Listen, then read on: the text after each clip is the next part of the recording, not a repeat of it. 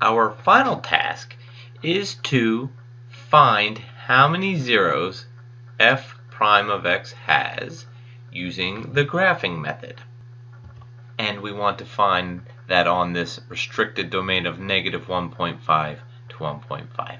How many zeros does f prime of x have on this new domain? So we start off like we did before. We type in that we want to find the derivative of the function with respect to x, and then we press enter, and it displays the mess in the display screen. Now you want to use your up arrow to highlight the result. Once this is highlighted, this is a very important part, once this is highlighted we want to copy it. Here's the word copy. So it's second up arrow, that will copy it. Once it's copied, I want to go back to my y equals menu. And there it is. I've defined what y1 is.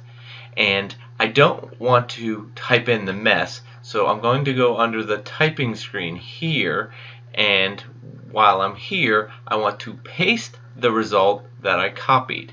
So you see the word paste above escape, so it's second escape to paste the function, and it will look like this. Now make sure you press enter, and when it shows up in the display screen, you know it is properly defined. Now we're just about there, but I don't want to graph this yet because it will graph y1 function and y2 function, and I may have a hard time determining which is which. So what I'm going to do is I'm going to turn off the y1 function. In order to do that, I want to scroll up to the y1 function, highlight it, and once it's highlighted, you're going to press F4. F4. What F4 does, it adds and removes check mark on means it will graph it. Check mark off means it will not graph it.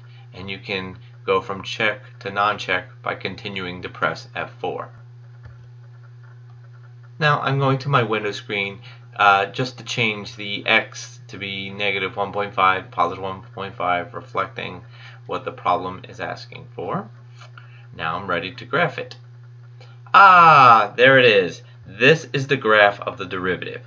It's a copy, paste into y, turn off the other y, and we need to count now. This has 1 0, 2 zeros. The question does not ask us to find the zeros. We can. We know that. That would be the F5,